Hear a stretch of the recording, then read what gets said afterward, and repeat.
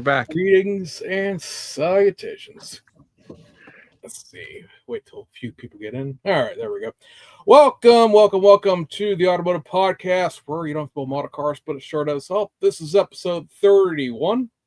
We are here with a full crew tonight, and down here in our Hollywood Celebrity Square, we have Jeff Bloomhuff from the North Coast Automotive Modelers, right? That's what. Correct. Hello, everybody. All right.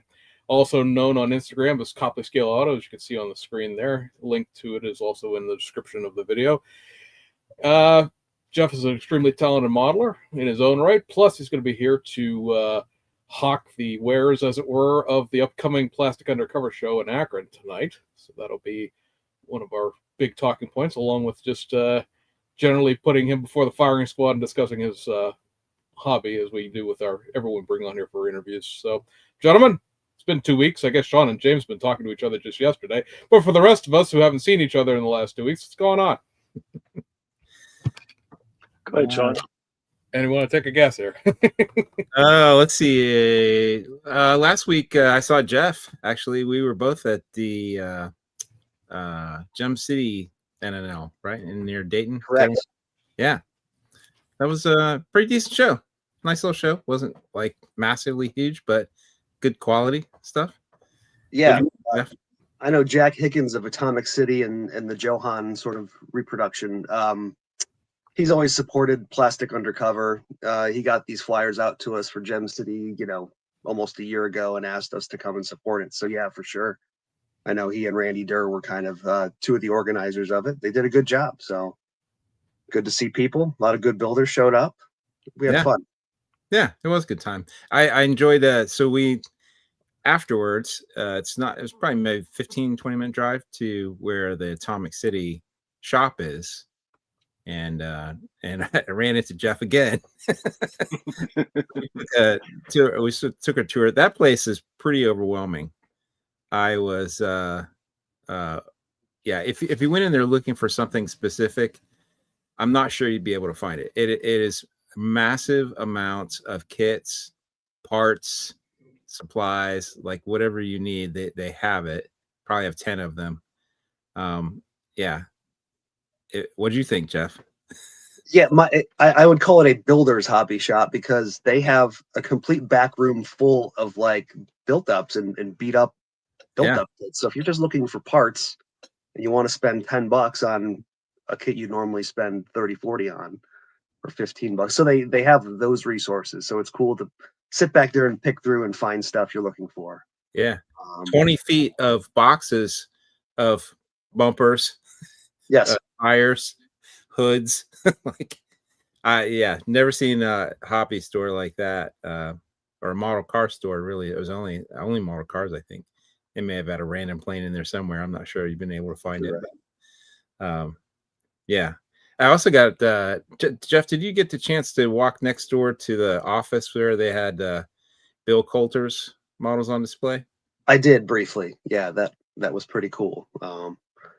Sad to hear about Bill's passing. He's been, a big part of this hobby, and I read his articles dating back to probably early '90s, mid '90s when I started reading Car Modeler and Scale Auto. So yeah, cool to see his collection kind of living on. Yeah, it was a shame we lost Bill a few months ago, and but they had, I think they had his. Or at least a part of his collection on commission sale. So they were helping a family out. And I think I'd heard that some of his models are going to end up in the Salt Lake City Model Car Museum collection, that I think is ultimately going to end up in, or has already maybe ended up in, a large car museum somewhere out Middle America somewhere. Yeah, I think Nebraska. Okay. And I was going to say Nebraska. Yeah. So I think some of Bill's kits will end up on display there as well, so which is pretty cool. It's neat to see, like, and actually while I was there was somebody buying one of his kits, just a fan. Yeah. And I was like, it's pretty cool to know that, his things ended up somewhere in the hands of people that will actually enjoy it and appreciate them, and not just scattered to the wind like probably much of my collection, and others will be. In the dumpster, right? Right. Yeah. Well, yeah, it's pretty neat. They had a lot of just rare stuff, unique stuff in there too. Yeah, cool. You ended up purchasing something there, didn't you, Jeff? Oh yeah, I was very excited. So a kit that I already own one of. It's just hard to find, and it's not everybody's cup of tea. It was a German release only of the BMW M Coupe by Revell. What? It was all of Germany. What? All right, The hang on. M3? You got The M3 that I've been looking for forever? It's the clown shoe. It's the M Coupe. Oh, the clown shoe. Okay, cool. So it comes in a body that's already well, I should say it's molded in this kind of crazy purple color. My previous copy was sort of semi-assembled already, so I found a very virgin kit at Atomic City for a very reasonable price, and I was doing a little dance, I think, when Sean got his attention. I'm like, check this out. And like Bob Downey was there too, and I said, Bob, check this out, because he's built that kit. I've seen his Fotki page where he stashes all his photographs, and so yeah, I was excited to get that. Will I build it? Who knows, but at least I have it. That's most important. Yeah. Well, I know where to find one now. Well, sure. Yeah, you could have my second one, I guess. I bought a collection of 3 kits to get one of those. It was one of those, hey, we're selling 3. It's a group of kits, and I didn't want the other 2, but I wanted that one because that's near impossible to find. And all right, fine.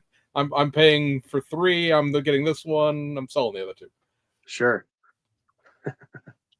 Yeah, that ever elusive Dragon M3 is the one I'm really looking for. That's right. I don't know that I've ever even seen that kit in person. It's nothing. It's nothing to look at. It's probably like Fujimi quality, but it's the only M3. I'll see that kit pop up, and you've probably seen this happen too, where whether it's like a full scale, like a full size Mercedes enthusiast or a BMW enthusiast who bought these kits when they were new in the 90s. Well, now they're out of it, and they're trying to sell them on eBay for like an exorbitant amount. $150. Yeah. And I know what the kit is, so that's why I won't pay $150 for it. Yeah. Mr. Duff probably got one in his collection. Of course he does. Of course he does. Dragon. Yeah. Yeah, wait for the estate sale at James's house. That's all I got to say. Yeah, really. If we live that low. I got that one. Ironically, I paid $30 for from some guy in Georgia who sent me a can of Tester spray paint in the mail with it. It was part of the auction. Oh, I got the spray paint can. It matches the color, which it doesn't at all. It was some like French blue, the color you paint like Richard Petty cars. I'm like, that is not that color blue at all. And the paint, you can't send spray paint through the mail like that. And he's like, oh yeah, that's fine, and threw it in there anyway. So he priority mailed, through the air, a can of spray paint from Georgia. I'm like, that would have exploded. Homeland Security. I was gonna say, yeah, but the postal inspectors. Why are you shipping? I specifically told, I have proof in this email. Do not send me this can of spray paint. The hell I want a can of enamel paint for in the first place? Because it wasn't, enamel. Sean, you're working on your travel wall, I see. Yeah, I got pieces of it. It's 95% done. All the sub assemblies are done. I'm down to just glue and I got to put the windshield in and glue everything together. I know I'm going to end up I was doing some test fitting. This is always frustrating. Because I rarely build kits just out of the box. I always modify them, end up somehow. And then inevitably, and I'll do a lot of test fitting to get, I care a lot about stance. I really want to get, the right stance to a vehicle. And I'll do a lot of test fitting and measuring to try to make sure it ends up where I want it to be. Inevitably, it never, whenever you stack up parts and paint tolerances and whatever else, it ends up a different ride height. They're different, something's not square level. So I already know I'm going to have to do some, and I hate, the worst is having to grind on some painted, parts and painted assemblies. Like, oh, I'm going to have to take a Dremel out to this thing. Like, yeah. So I don't know. It'll get there. It'll be done for Akron. Cool. Yeah. I noticed you chose a Nevada license plate. Very, very fitting, I feel. It's Utah actually, but yes. Oh, Utah. Okay. Yeah. Yeah. I got a bunch of, when I did the wood grain decals for it, I decided to print out a bunch of plates, license plates from various places, and I didn't know. Actually, I did some Nevada and some Kentucky and a bunch of other places, and I was kind of waiting to see what color scheme I was going to end up with, and then at the last minute, I decided on those. Cool. Yeah. I'm digging the license plates too. I think it kind of helps tell a story if you're building something with character. You know what I mean? Right. I think you can play with the color scheme too, right? Like if you've got a green vehicle, you could have a blue license plate just to offset and stand out, or just pick a state where you think that vehicle could exist, or what have you. So yeah, that's cool. Mr. Tester, what have you been? I saw a little pink thing pop up on your YouTube channel the other day. Oh, that's old news. So yesterday I started decaling the upcoming PZY kit box Ferrari 296 GT3 in the Garfield livery. So neat. Having fun with that. And I also started prepping the new Liberty Walk Lexus GT, the ducktail. Super cool. Yeah. What paint color are you gonna do the Lexus? I'm torn. Some of me wants to do a classy color, like a blue gray metallic or something, but then the other part of me says it's Liberty Walk, it needs to be bright and in your face. So maybe bright red with white wheels or something. Fuchsia. Metallic. Tunerish, yeah. Got to be something bright. So I don't know yet. When I get it in primer, I'll figure it out. What's the story with the Garfield, the cat Ferrari? I was not familiar with that, and I was like, it's actually a race. 100 the 12 hours of Sepang. It raced in. So, yeah, I just had to mix the two colors, and yeah, put some decals on. There's a set of decals that Mr. Tester will also sell you for an Audi version of that. Yeah, they raced an Audi too. So it's a race team that I don't know what licensing is involved there, what the sponsorship would be to get a Garfield on your car, but I've run at least 2 seasons worth of races with that car, with that livery. So yeah, I was wondering, because Garfield the cat, that's kind of an old, like, I don't know what decades from that from, but that's a current race car, right? Or relatively. It is. Yeah. I don't know, maybe it's just popular there, I guess. Maybe. But it's cool. It's cartoon, so I'm down for it. To answer this question, Liberty Walk is a Japanese body kit manufacturer. It's not really a tuning house, because they will tune your car, but they're primarily a body kit manufacturer. So big over fenders, spoilers, craziness. Very, very, very much stanced in the air ride sort of way. Started with high end cars, and sort of you pretty much Liberty Walk almost anything at this point. But it was a lot of Ferraris and Lamborghinis and whatnot back when they started out. They were kind of a parallel to RWB, which that gentleman cutting apart all those Porsches. They were sort of like, oh yeah, because famously the one thing that Americans might recognize it from is they had that I think it was a 488 Ferrari. They took the SEMA and got rear-ended by that Jeep in the lineup outside and cracked the whole back end of the car off. So I do remember that. I say videos of that floated around for quite a while after that. But they have a division here in the United States, so you can buy those. There's a guy up the street from me. I don't know where he came from. The house just was suddenly changed hands one day, and there's a garage out back of it, and all of a sudden all these JDM, well, not really JDM, they're American cars, but JDM cars started piling up out back of it, and one of the things that he has sitting out back there is a Liberty Walk R35. What? Yeah, so like I said, I don't know where he came from, what the story is on that. I keep meaning to stop by, but he's never like open and around in the mornings when I come home from work. But every now and then there's a Liberty Walked R35 sitting out there. Like I have to talk to that guy. I need to have a conversation. Like, R35 is not exactly a cheap car, no matter how old it is. Even like in a 2007, 2008 was still not going to be cheap. And then the body kit for that's another 25 grand on top of it. So it's not like it's a every day, especially out here.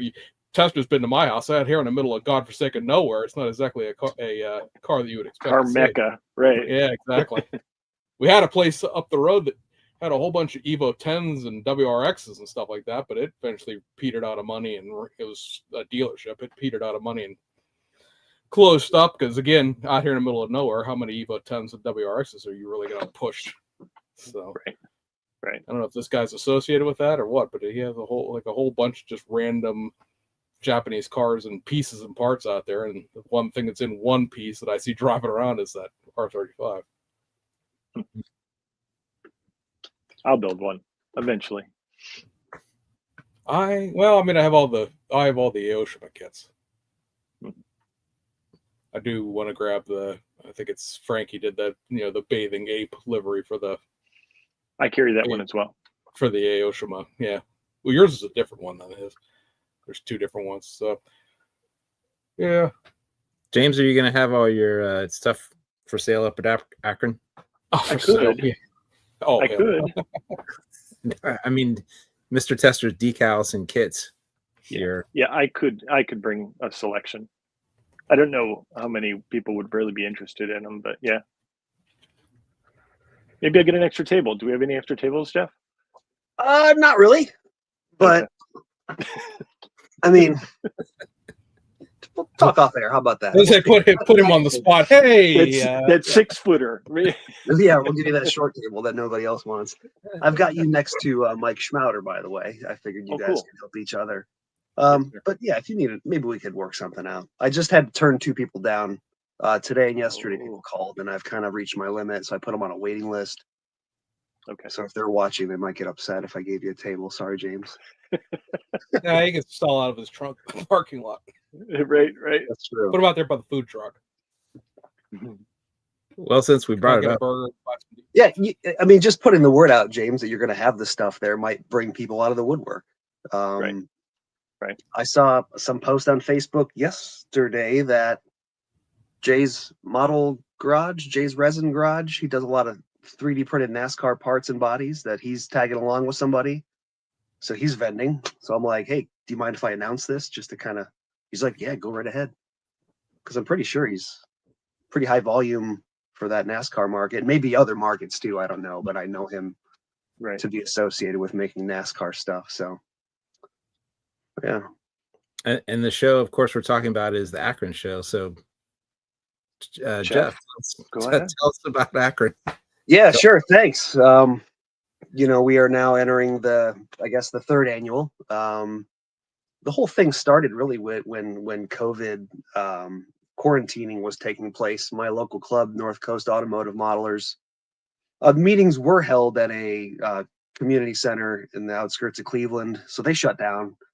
So nobody was doing anything. And I said, well, all right, with the weather starting to break, let's just grab a pavilion outside and just have people bring what they've been working on. A couple people wanted to vend. I'm like, sure, go ahead.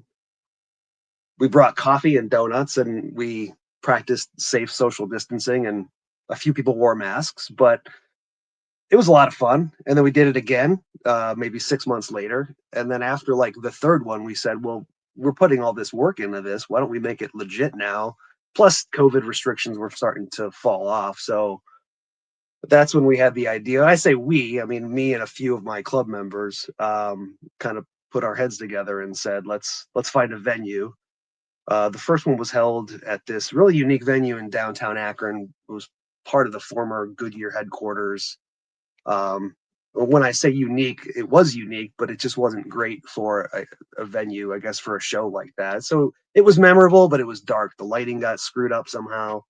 They used these Edison bulbs, which, if you guys were there, I mean, we all had a good time. They were like a yellow tint on everything. Yeah, exactly. I know when I toured the place, they weren't that way. They must have switched them at some point. But anyway, we filled that venue up really quickly and realized right away, yeah, we had a good time, but it's time to get a bigger venue. So that's when I contacted my local high school, who has this awesome auxiliary gym, like 10-year-old building, amazing lighting, amazing space, PA system. So we held it there last year and had a really good time, really good turnout. We had some very I think noteworthy builders show up. And all the feedback I got was great. So we're just kind of building off of that and making subtle changes here and there. Again, it's an NNL type show, right? I guess if you look at the scape of shows and contests, there may be two sort of categories. I think contests are important, but for me, I'd much rather put the time and effort into an NNL type of thing, because really what we're stressing is just bring as many builds as you want. The primary goal is just to meet people in the hobby, socialize, get new ideas, get inspired, take away some of that competitiveness, so to speak. And actually, my real pet peeve is when you have to close down the hall so people can judge for 2 hours or whatever it takes. But anyway, so that's what we're doing at North Coast Automotive Modelers. We've got usually about 70 vendor tables and then another 40 tables for the model builds. There's a food truck there, restrooms, you name it. So build theme this year was boxy icons. We announced that back on April 1st. We just wanted to take a look at some of the kits that were coming out, right? So Revell had just released released the Chevy Blazer from that Stranger Things. So if you kind of take a look at that, and the Ford Bronco from Revell, and maybe it's like the International Scout and some of the Jeep CJs that were re-released, I just felt like it was a category that would bring a lot of builds of variety onto one table. I think another unique thing about our show is we've got a couple club members that are super talented and willing to build really cool trophies. If you guys know Eric Ritz, Yeah, for sure. I think he runs a YouTube page called All Scale Garage, and then he's got an Instagram page called Impalo66. Industrial designer by trade, and just uber motivated and uber talented. So he's designing some of the trophies this year again. We've got another member named Mike Koneski, who's really great at painting, pinstriping. He's also handling a few of the trophies. So other than that boxy icons theme, we've got trophies going out this year for best JDM, best patina, best youth, best of show. Is that 5? There's a 6th one. I don't know. I should have written it. No memorial awards, so I didn't write it down, but there's a 6th one. So yeah, we just look forward to it. Hopefully, another thing I like about the venue is where it's located. We're close to freeways. We're close to gas stations and restaurants. So there's really no stressing out about getting there. Plus, it's Akron. It's not really going to be the threat of traffic is not really an issue. So, and lots of parking. I mean, so if you guys are watching this, I mean, Akron is 2 hours from Toledo, 2 hours from Columbus, 2 hours from Pittsburgh, 2 hours from Erie. So we'd love to see people come through and experience it, and then tell their friends. Yeah, I'm excited. We were all at that show last year, so it'll be good just to see all you guys in person again. But also, how many cars were on the table last year, Jeff? I want to say 430 some odd cars, if I'm not mistaken. Okay. Yeah. And how many vendor tables? Vendor tables, there's about 70. 70. Okay. Yeah. And there was it comes out to like 30 different vendors signed up right now. Yeah. I remember there being a pretty good, it wasn't just people selling kits. There was seemed like there was a decent amount of aftermarket vendors and 3D printers. And do you know, I agree. Who do you, off the top of your head, do you know of any vendors that are coming? Or any names? So I would agree that last year, I think our variety types of vendors was pretty cool, pretty unique. Returning, we've got MCW finishes. He doesn't bring any resin with him typically. but he brings his full line of lacquers and enamels, and I know he does pretty well, and we like having him. Obviously, Steve with round 2 will be there. I think he'll have a couple builds or couple kits to maybe debut there, if I'm not mistaken. Don't quote me on that. We do have probably an influx of some 3D printed part manufacturers coming through this year. The names escape me right now. Gosh, we've got Ron Andrews of Resin Model Ranch, or RMR. He's got a bunch of tables. Spotlight Hobbies, a guy named Matt from the Michigan area. I believe he and his wife are coming in. And yeah, the guy I mentioned earlier, he's coming from North Carolina. Jay's Resin Garage. So nice. Yeah, we've got STS decals always. They've been there from the beginning. They've got, I think, some extra tables this year. They're also sponsoring an award. Anybody using STS decals on their build will have a chance to win a trophy of some sort. You know what? Bear with me one. They have a neat little trophy too that they STS, because they had one in Dayton there at the Gem City show. They have a glass bowl with like a decal soaking in water, but it's actually like embedded in clear resin. Okay. Like, I was like, oh, that's cool. Clever little trophy. It was pretty clever. You're right. Yep. Yeah, I'm excited. Well, date and location again? Date and address? Oh yeah, sure. It's Saturday, October 11th, 2025, of course. 9 a.m. to 3 p.m. Vendors are showing up at 7 a.m. They got 2 hours to get loaded up and set up. If anybody coming in from out of town, there is a host hotel on the flyer. Apparently I'm not prepared. I don't have it in front of me. It's the Akron Fairfield in Akron, Ohio. We'll have a little meet and greet at the hotel lobby and probably have some pizza and snacks for people that come in. I think we probably had about 40, 50 people there last year. It was cool. But yeah, I-77 in Ohio, in Akron. So I'm excited. Did you build anything for the theme? No, I didn't. Still, I mean, typically with the way the show runs, the host club, we keep all of our builds kind of on a separate table, just because, a lot of these shows will do somewhat of a builder's choice, or people's choice awards, where people are giving out ballots and voting. We kind of did away with that and just said, let's segregate ourselves and we'll just hand out the awards of what we think is worthy, keeping ourselves out of it. I guess I haven't really ironed out, because I know some of the club members probably do have some of those boxy icons they want to include. So we'll figure out how to designate the table areas. But yeah. I thought it was a really cool theme, and I really wanted to build something specific for that theme, but I had other stuff on my plate and sure didn't get Wouldn't to your it. travel all be considered a boxy? Well, I think your theme was a 2-door, isn't it? Yeah. We kept it at 2 okay. doors. I guess Yeah. there's still time. I could chop it down into a 2-door, but I think I'm maybe past that point. How about you guys? James, you didn't build. Have you built anything for that? Okay. No, I haven't built anything. James? Build something. Ah!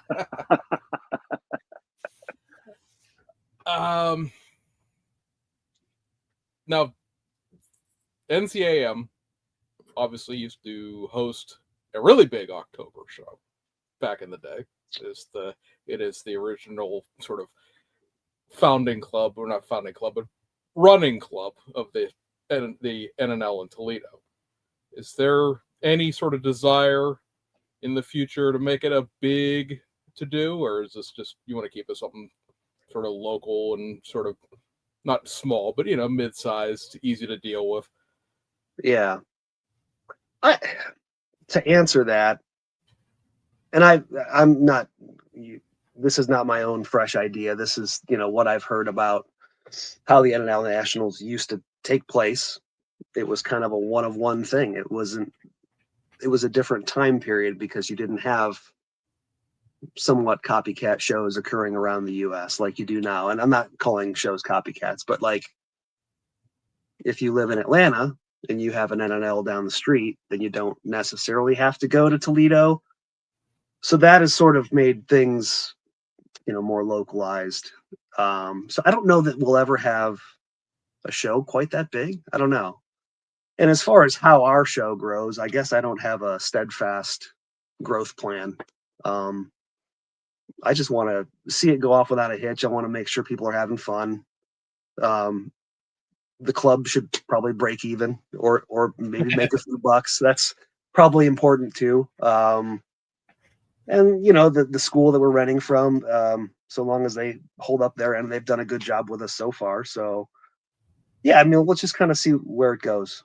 I guess the good thing is now that we've got a few under our belt, it gets a little bit easier. Some of this stuff is just copy and paste from last year, right? So it's not so stressful, but it is a lot of work still. I mean, I'm kind of in charge of organizing the vendors and then, the venue and the insurance policy in case anybody slips and falls and has a boo-boo. Yeah.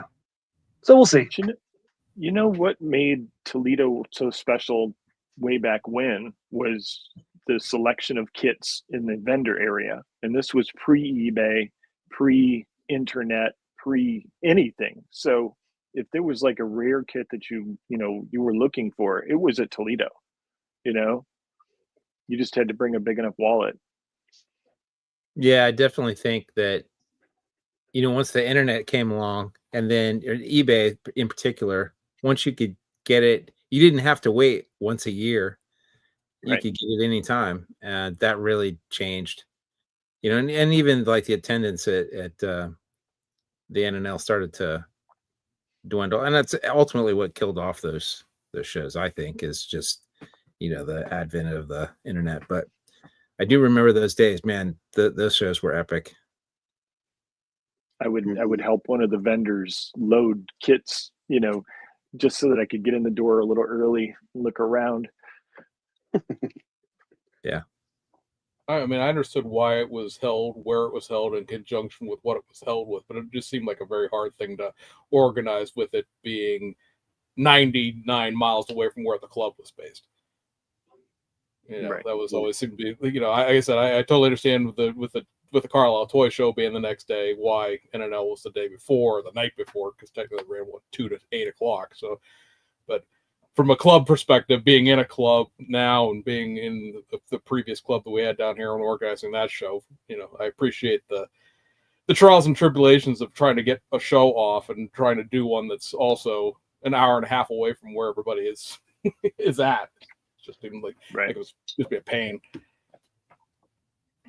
But the fairground days, I think everybody, it was a little weird when it went off to wherever that was out in Sylvania, that little multi-purpose like recreation center. But when it was back out at the Key building out at the fairgrounds, that was the 80s, 90s. But yeah, anyway, we're not here to eulogize the NNL, but still, I just you can't replace that show because of what it was. But I know there was, after it went away, there was a lot of talk from the Columbus guys that run Buckeye. Oh, well, we're going to take that over. We're going to do the NNL. And now this show sort of come up. You can't replace it, but I've seen a lot of people like that was sort of like the idea. Well, we're going to create a new fall show, and it's going to be this thing. Well, we'll see if it ever gets anything like that. But the show, I said, we all were there, but I went to the show last year, and I was impressed with what it was. It was a good venue. It was a good time. So I'm looking forward to going back in 3 weeks, I guess it'll be. Yeah, thanks. I'm excited. Yeah, as far as, taking the place of the NNL Nationals, I don't know that is not really, was never my goal, so to speak. I think our weekend, it happens to fall on maybe the same weekend that somebody brought that up to my attention that, again, wasn't even my intent. I think at the point we started legitimizing this show, we looked at other shows in the area. We wanted to kind of keep ourselves separated a little bit by within a few weeks of before the Detroit show, and then maybe a few weeks after Zanesville. So we just kind of found a weekend that wasn't completely chosen already. So,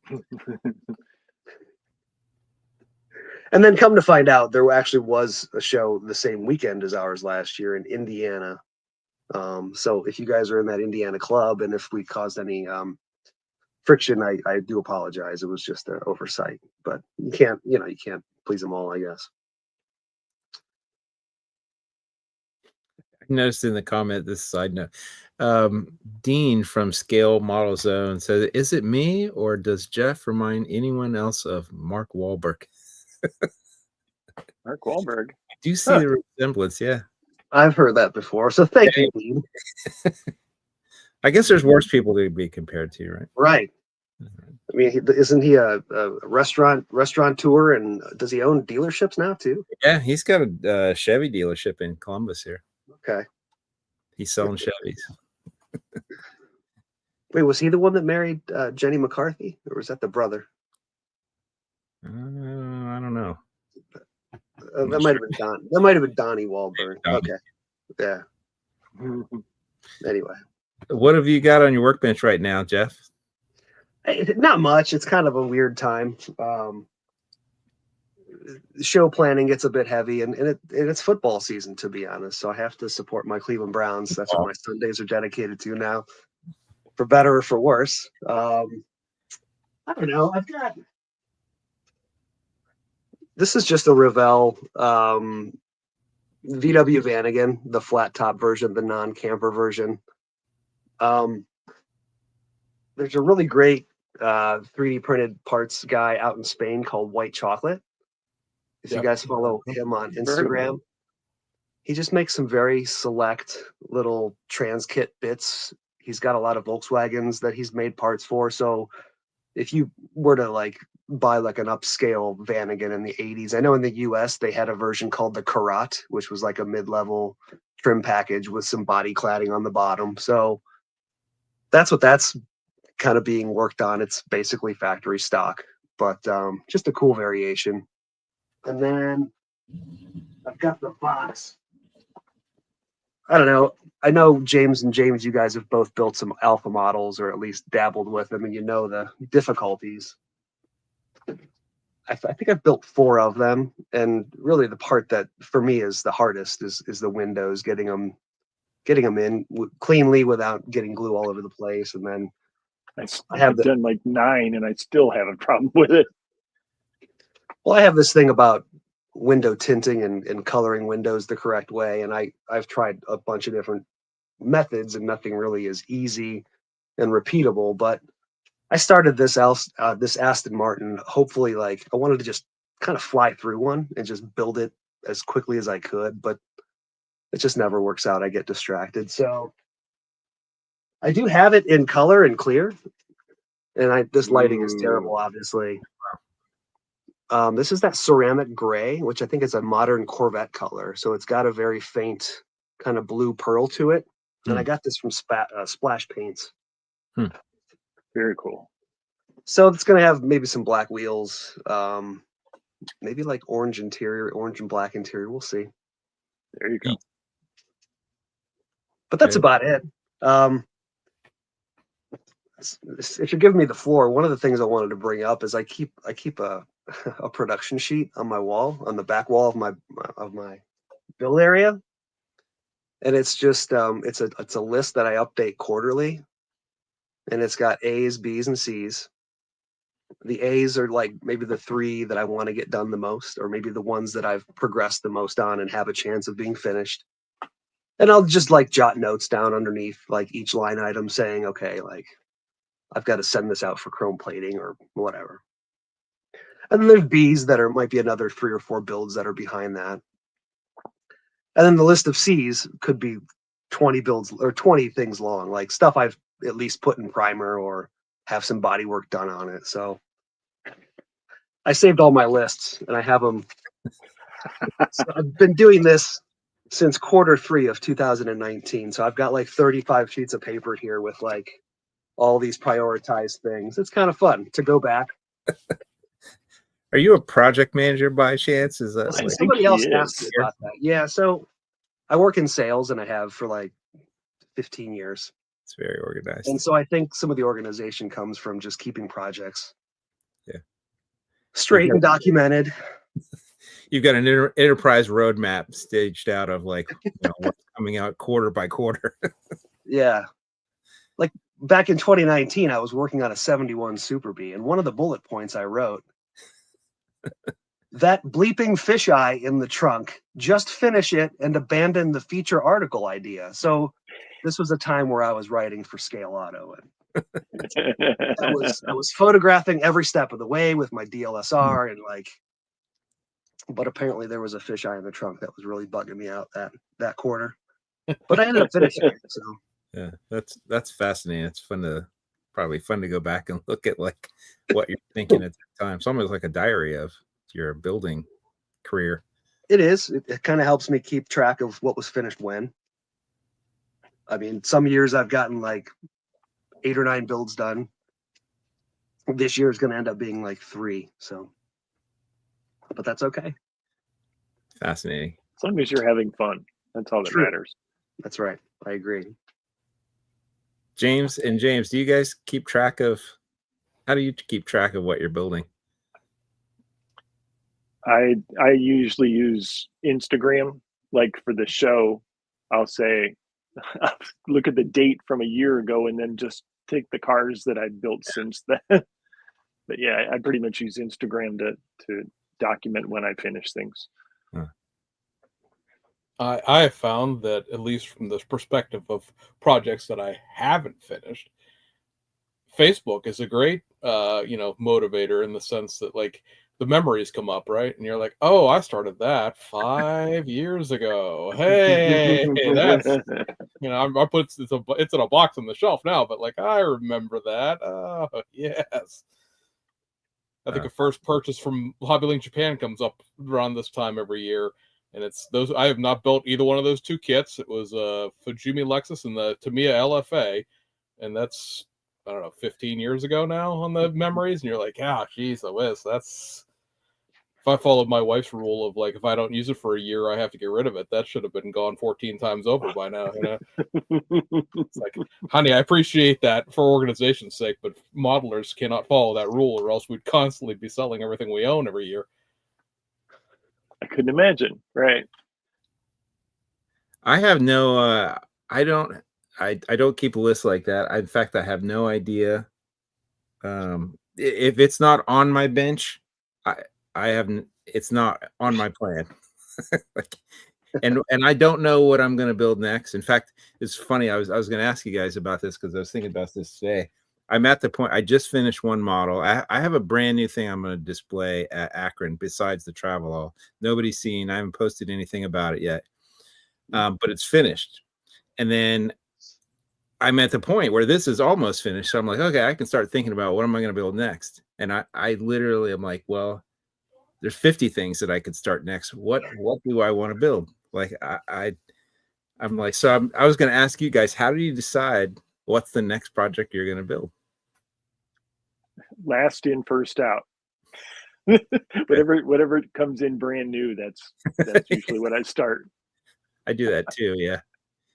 Yeah, I don't really have any rules. Like I was gonna say something on my list from probably a couple years ago. I just wrote something French because I have some amazing French car kits, and it's a crime that I haven't built one of them yet. So I'm not sure which one, but that Citron. Yeah. I've got the Ebro Citron. I've got USCP did the Citron SM resin kit that I bought on his Black Friday sale. That thing is amazing. A lot of photo etch. Yeah. So yeah, I don't know. James, do you still have that can of French blue? Nah. From Georgia? You might be able to use it. Yeah. So I don't even. I know we're joking, but honestly, I have no idea where that can of paint went. I remember just getting that box and sitting there holding it and going chicka chinka chinka chink and hearing that spray can ball rattling around in there. Going, no. The time I was driving for the post office, so I was like, it's great. I'm gonna lose my badge over this. But we were talking about this a little bit earlier because we have the people send us photos, and I went through and I grabbed some stuff off of Jeff's Instagram, And one of the things that was on Jeff's Instagram, since we're talking about 2019, is this very cool, if I can get the picture to pop up here, van, which I know you started back in like 2019, according to what I was reading on the post about it. So not everybody builds conversion vans. Jeff, tell me more about what spawned this to start and begin. Everybody has, their sources for automotive affinity, right? I mean, whether it's you get it from your dad or it's in your family, but in this little notes that I jotted down, one of the toys I had when I was a kid was little Van Goghs. Do you guys know what little Van Goghs are? Really? Tell me. No, I don't think I'm going to Google right now. Little Van Goghs was a little box with stencil plates that you could switch out. And there was a front, a middle, and a back of a van. And each plate had different accessories. The one back might have a spare tire, one might have a wing and some bubble windows. And you just take like a crayon sideways and you scratch off your stencil of a custom van, and then you color them any way you want. And that toy was at my grandparents' house, and I would do it for hours. And so possibly that's where my affinity for the conversion van or custom van scene came from. This started off as a built-up 76 Dodge from NPC. Because so many of those kits are long wheelbase vans, I prefer to shorten them when I can. So I've shortened the body. The wheel arch flares came from a Ford van kit. They're modified. They're sort of integrated into the chin spoiler because that was the cool look. The paintwork I took a lot of pride in. I made the masks for the two painted areas on the side. I made those masks on my Silhouette home cutter, and just did some airbrushing and some stippling with a piece of wet sponge, and then just did some fading to try to capture the look of what conversion houses were doing in the 70s. I'll mention like one in South Bend, Indiana, called Gehring, Vans by Gehring. They're like one of my favorites. They did a lot of cool custom work. So this is what I would call kind of a day two van, where maybe this kid bought the van with the mural and the paint already done, and then maybe he added his own flares and the wing up top and the bubble windows. The two windows on the back, I actually made those bucks myself out of Milliput and vacuum formed them and sprayed them black from the inside, and I'm pretty happy with those. That's super cool. And then I made up a fictitious van club name and put it on the spare tire cover. I was going to ask about that. Yeah. Oh, so the decals, the murals actually came from a 45-year-old monogram kit, or was it Revell? It's an old Chevy Love pickup truck. Yeah, I have that kit. So where did I buy that kit? I bought it at Atomic City. It was a parts kit. There was almost nothing left, just a few accessories in the box and the decal sheet. I'm like, oh, for $10, I'll take this. And I used the microscale liquid decal film on them, where you just sort of brush on a thin layer and let it dry. And then I trimmed them out, and they laid down pretty okay. And then once I buried them in clear, they're there forever. Huh. Again, I tried to do a little interior detailing with some foam. A lot of the lowrider builders are using this hobby foam sheet with like a stencil, or they're making like a 3D printed block where you can do like tuck and roll upholstery patterns. You heat it up and you press it into it. There's a big learning curve. I took a stab at it and kind of used it on this interior, but you can't see any of it anyway. There's no real windows in the van except for the two fronts and the windshield, but that's where that is. I'm glad you took a picture of it, because you probably never see that, huh? Right. Yeah. Yep. So I made a bed in the back and just did the goofy upholstery all over the panels. Made a wall because all the cool van guys had a wall separating their bed area from their living space. So yeah, Some I bead tend to, curtains, maybe.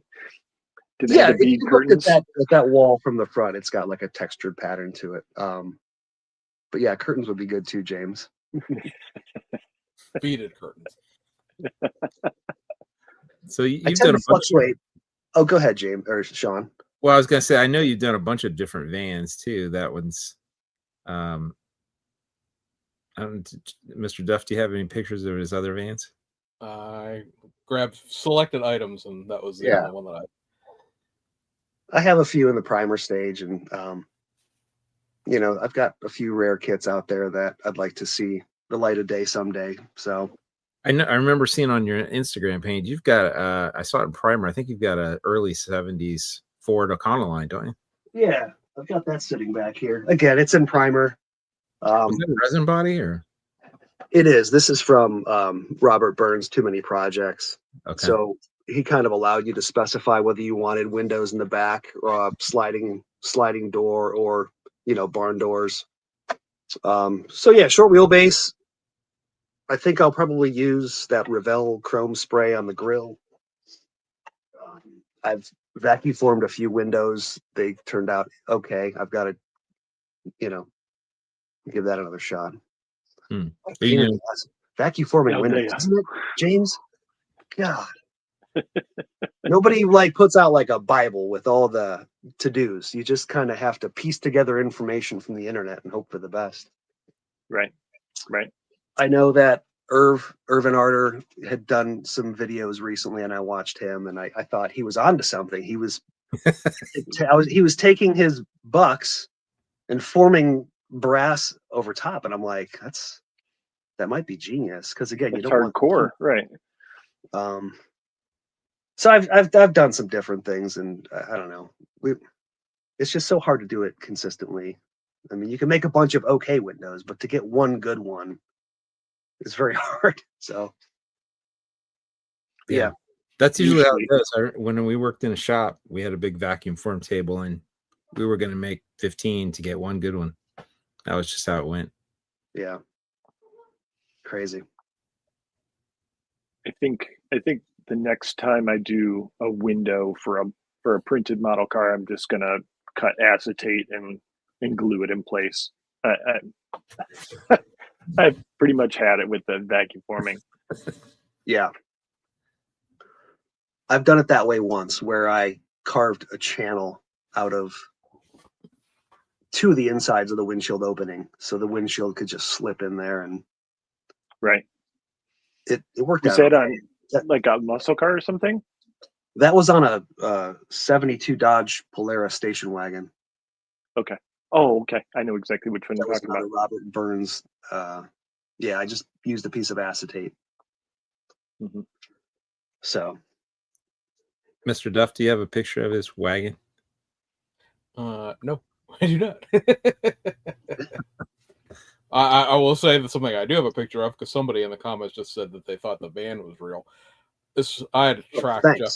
I had to track Jeff down at Akron, and I don't want to say this because it sounds like I'm being mean to people, but I don't track people down about their models a lot. I mean, I'll find you, I'll talk to you about your stuff, but I actually tracked him down because when I saw this Camaro for the first time on Instagram, I went, "Oh, it's a real car." Yeah. And then I scrolled through it and went, "Oh no, shoot, it's a model car."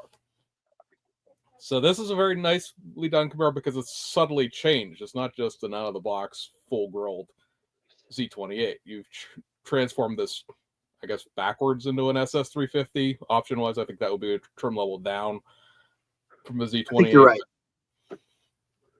I think this is one of my favorites that you've done, I think. Well, I appreciate that, yeah. And I feel like those moon caps are kind of polarizing. You either love them or hate them. I may have not liked them at first, but I don't know. When I am planning a build, I want to know, because I like to build a lot of factory stock stuff. I want to know what the color options are, and sometimes I kind of drift towards the least common or the less common color options, or just options in general. And then if you dig hard enough, you'll find freaking Mecum auction where basically this real car sold as is. So I kind of had, plenty of reference pictures, but it was almost dead on. I guess to convert it, I think I used the decal sheet from Keith Marks to get the SS decals and the call outs for the fender. Maybe the hardest part was converting the grill, and that's just a matter of removing the Z28 molded script and trying to patch that grill back together. And then the SS badge on the grill is just a decal. I think I stuck it to a piece of old aluminum sheet stock and bent it so it stayed stuck to the peak of that grill. And that blackened out tail panel is probably my favorite part of these SS Camaros. Yeah, these are not easy kits to put together. If you guys have ever done the AMT, It's not 70 and a half Camaro, the biggest issue is that the windshield and the dashboard overlap by a good quarter of an inch. So both of them have to be trimmed because I've now built two of them. So no, I appreciate you liking the build, James. The steel wheels are, I don't know, not really a secret, but it's a secret that I like. Those come from the Revell 57 Ford Custom. That kit had two deeper wheels for the rear for that custom drag race version. And I think they're deep enough to look correct compared to some of the stuff you get in kits. I think the way those turned aluminum caps fit down in, to me, looks correct. And then the tires are just parts pack, round 2 parts pack tires. And the Baby Moons you said they're turned aluminum. Did you turn them? I didn't do that. No, I believe it's from Parts by Parks. You can get those. And the bow ties I drew on with just a really fine micron. Of course you did. I thought you maybe had a decal. Wow, you drew those. I was going to say decal. Yeah, that's impressive. I did look for decals, but I don't think anybody makes them faint enough because I think really on the actual, I think it's just a dimpled. It's not even painted. I think on the real car, it's just like a dimpled bow tie. Okay. But yeah, I just did the best I could. So thanks, man. Yeah, it was really cool. Frank, happy birthday, Frank. Happy anyone birthday, who can make a Camaro look that good as a master. Well, thank you, Frank. For finally the merciful end of Franktober. Let's see here. You also built was it the maroon Z28 version of that kit too? Yeah.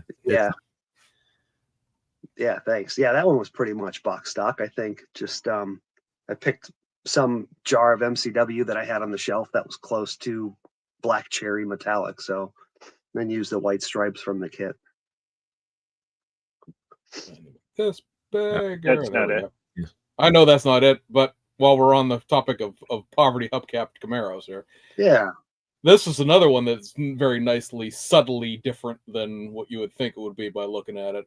It's not a 67. Yeah. Similar treatment. I started off with a decal set from Keith Marks. The Hideaway headlight grill comes from a guy in Buffalo named Frank Blonsky, FMB. I want to say FMB Resin Works. I've bought a few things from him. It is meant for a 67, but I think the research I've done, it's correct for a 68. This kit started off as Revell's 67. I made the changes to make it a 68, which is just eliminating the pillar. Vent window, the pillar, right? And then the tail lamps had to be changed a little bit. Yeah, I had to repaint this body once, and it was kind of a pain, but so I was happy to finally get it done. There's something I don't like about it though. It's the wheels and the tires. Like everything I said that I liked about that last Camaro we looked at, it doesn't work as well on this one for some reason. I like it, man. I think it's cool. I love that color combination. Yeah, me too. I really like about the car in general is that the fact that the chrome strip that rides along the bottom edge of the door and then everything below it that's painted black Hmm. gives the body a much slim look. Like in this photo angle, it almost just looks like shadow. You don't even see the bottom portion of the car because of the poor lighting on this particular day in my backyard. But I like what GM or Chevy did with that specific. I'm going to gush for a minute.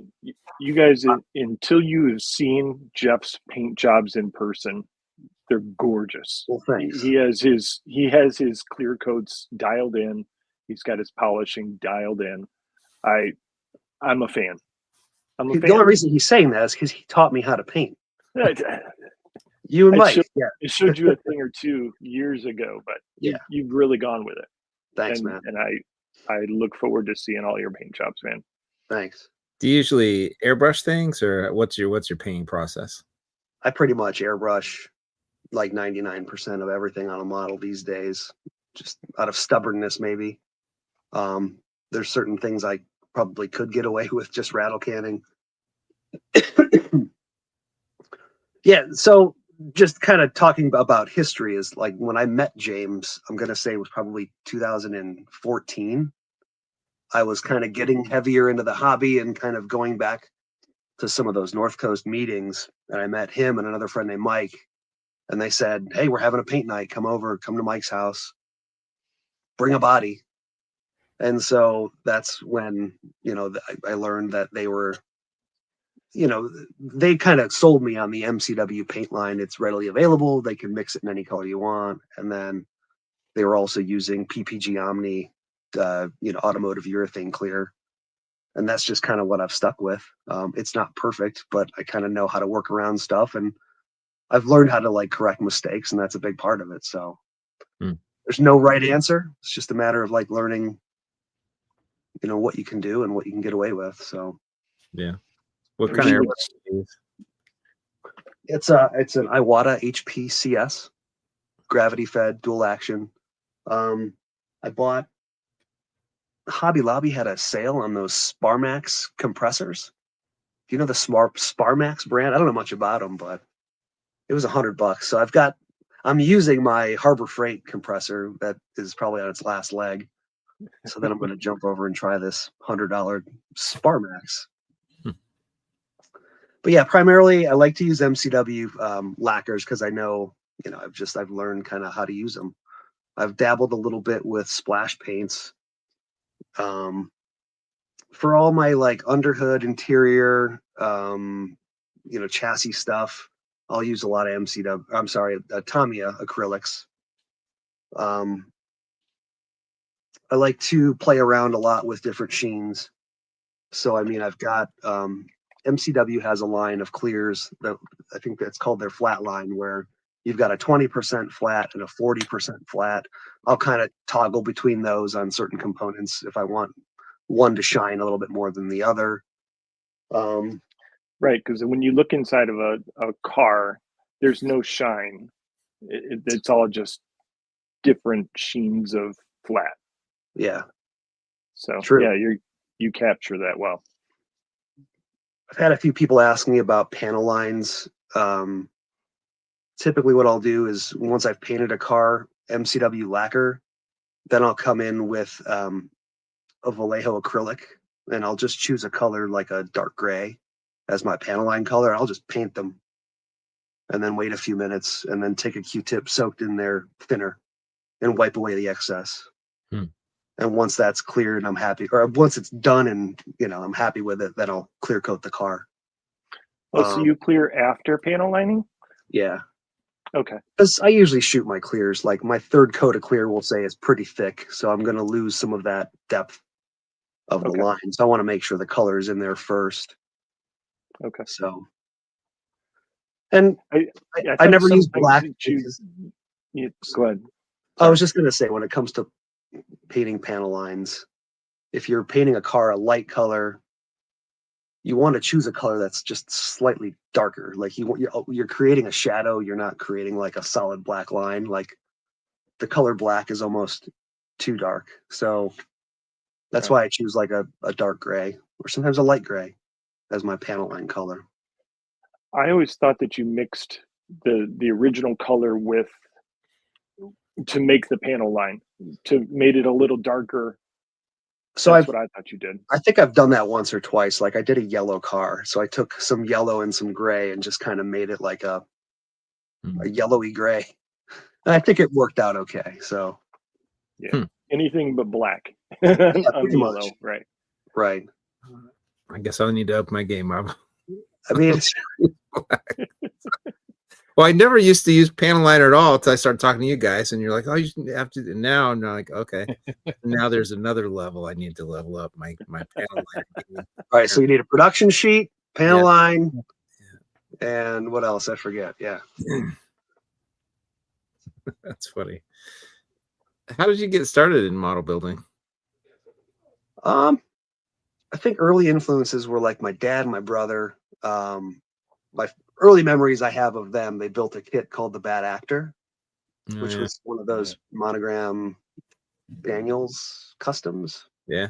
So I have very specific memories of that. And I have one now on the shelf that I should probably build. But that was yeah, I mean, we had local stores, we had Kmart's that had kits on the shelf nearby. You know, a few years later, it would turn into my brother and I sitting in front of the TV with a card table, and we'd be watching horror movies and building, you know, 86 Monte Carlo SS's or NASCARs or ships. So it just kind of, you know, I would build for a while and take a couple years off and come back to it. You know, I went off to college as a freshman and I took some models with me because at that point I was kind of into it. And I set up shop in the corner of one of my study halls in my dorm. And at one point I was shooting aerosol paint like out the window, and people thought I was crazy, but it's all right. And then, yeah, I mean, fast forward after like getting married, having a house and a dedicated space, that's when I got a Pace air booth, and that kind of changed the game, obviously. So here I am. So like when I mentioned meeting James, it must have been like 2014. I guess that's probably when I really started taking it more seriously and working more often and meeting more people and trying more things and checking things off my bucket list. So That's cool. Your painting out the window story kind of reminded me when I was in college, and I was living in the dorm, and I remember we had a bathroom with a ceiling fan or an exhaust fan, and I was like, "Well, that's kind of like a spray booth, right? So I could just paint in the bathroom; it'll be fine." Did that twice and realized, oh, actually, I misted the room with yeah, like yellow tester spray paint, and then it didn't evaporate for days. You know, the smell is like didn't yeah. work out so well, but Yes, I did not get kicked out of Kent State University that night for spray painting in the common area, but I almost did a few other occasions, but we'll save that for a different podcast.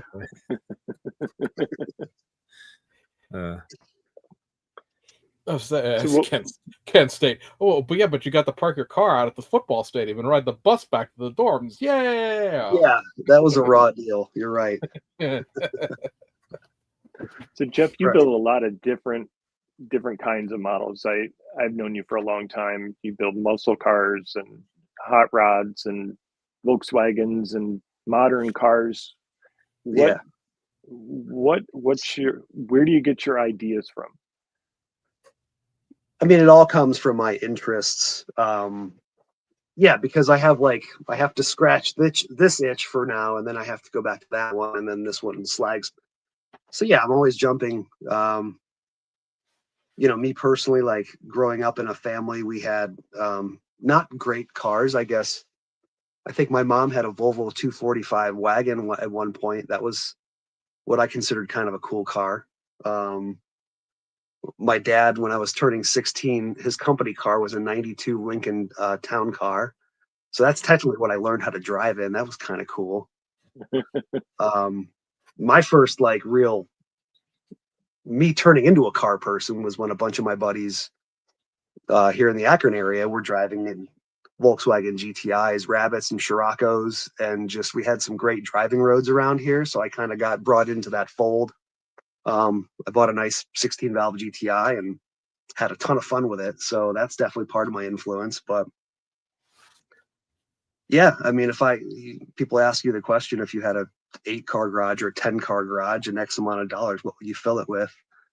My 10 would look pretty weird together. It would be a real oddball mix. But that's okay. That's what makes us unique, right? So Yeah. Just out of curiosity, what would be your 10 oddball cars in your garage? oh, I didn't prepare for this. Like when it comes to like Mopar muscle cars, I kind of think I have an odd one that you don't see as often, and it's like that 72 Dodge Charger Rally with the slashes through the side of the door. Yeah. Totally unnecessary, but those little slashes are so cool. So I'm kind of more of a show than go kind of guy. So like if that comes with a 340 or whatever, I'm fine with that, or a 318. I don't even know.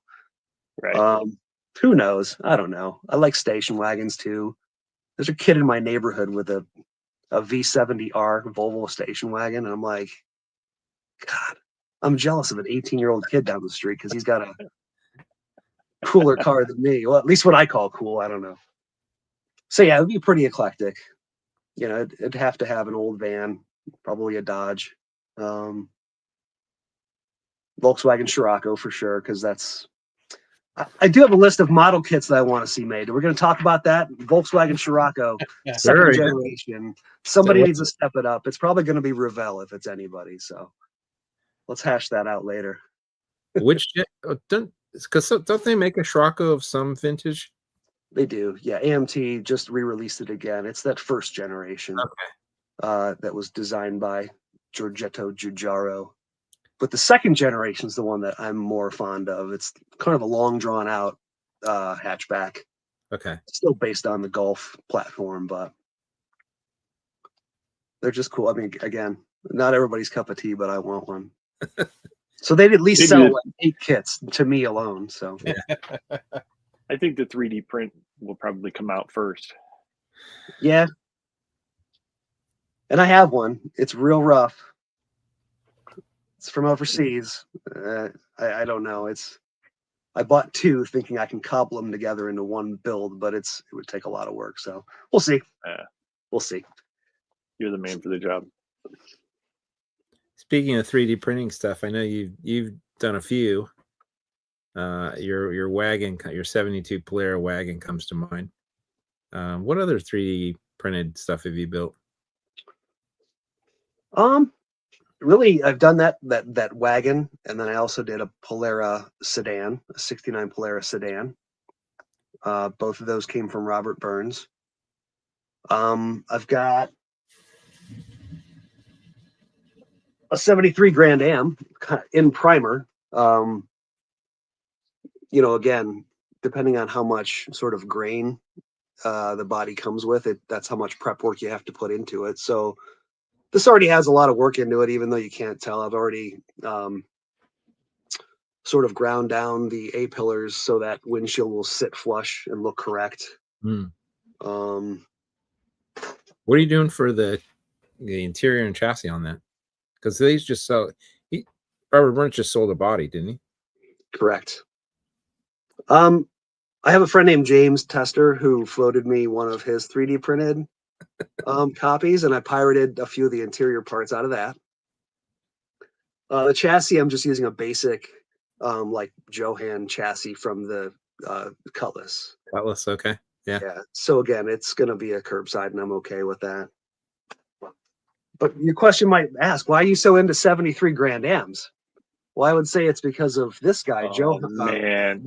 Yuha Aereo. Did anybody read this copy of Car Modeler from March 1996 like I did? Yeah. Yes. Just, like at that point, and I think when I discovered that magazine, they had just opened a Borders Books and Music near me. I didn't know it existed until then.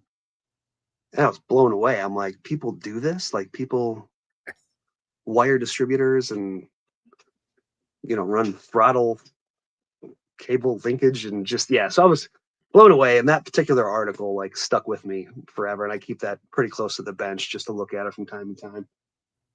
He's Yuha Aereo, if you guys don't know who we're talking about, is a Finnish builder. He did a lot of articles back in the day.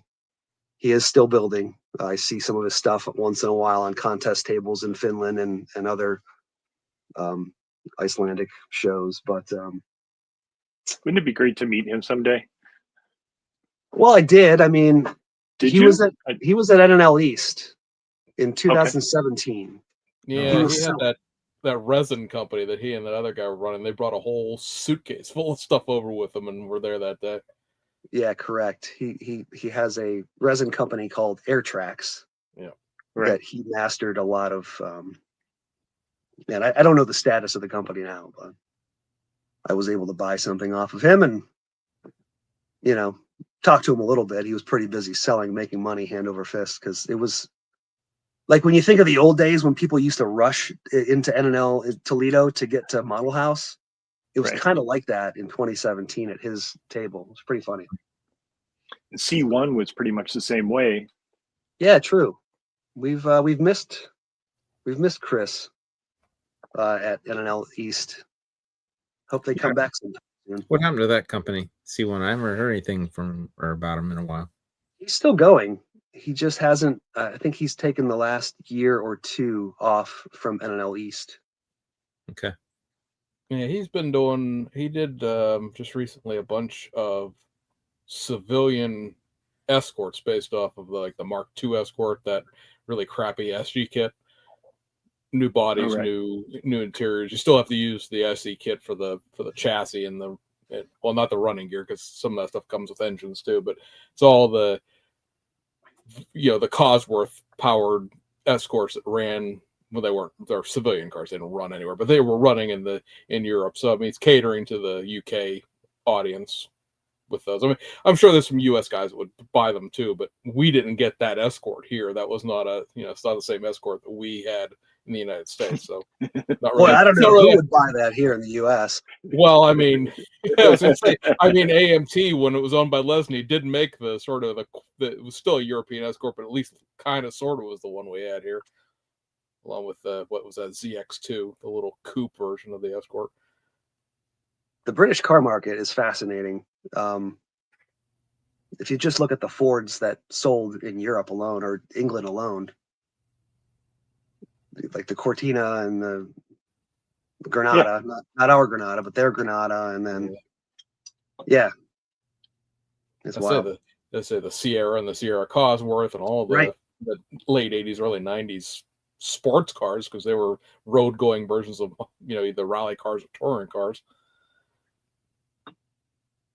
But we don't pay attention to that because America. Right. We watch NASCAR. Unless you count the Mercor we got here, which is sort of a decaffeinated version of the Sierra. True. What's a good name we could call the sporty coupe? XR4 Ti? Perfect. That rolls right off the tongue. XR4 Ti. Yeah.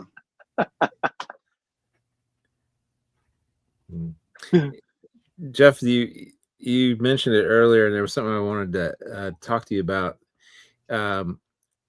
You brought up something that I'd never really considered before, and I remember you talking about, we were at the NNL, and I think I don't remember who you're talking. You're talking about tinting the windows to the factory color, and I'm like, oh yeah, I guess they're not really clear, are they? There's usually a shade of like bluish green.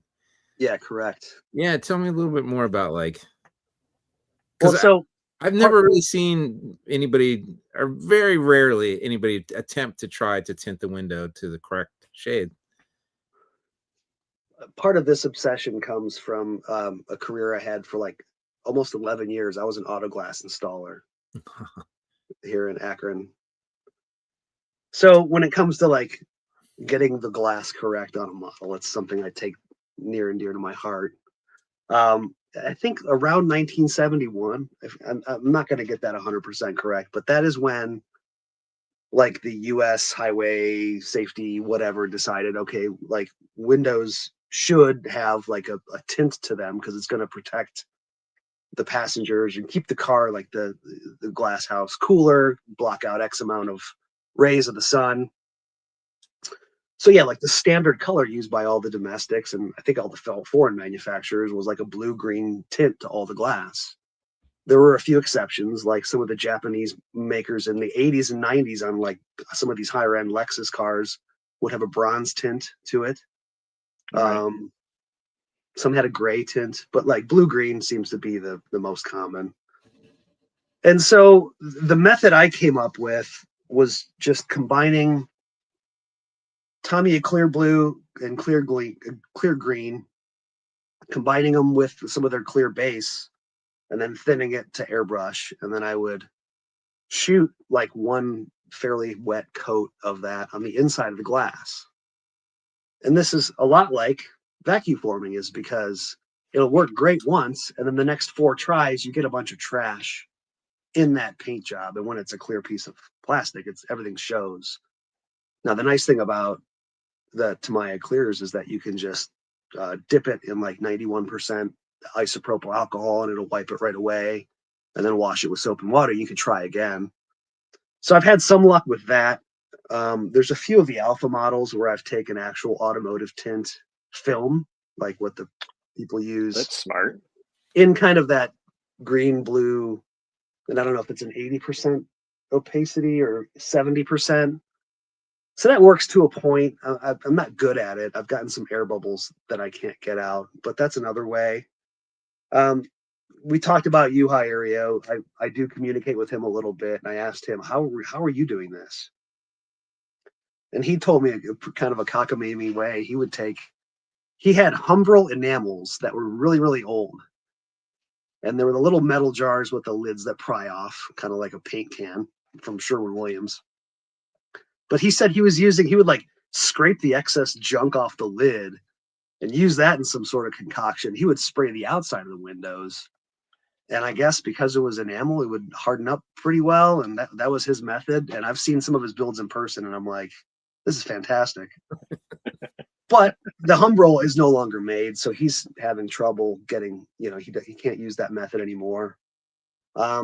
Bob Downey is maybe who I was talking to because he and I have had that discussion quite a bit.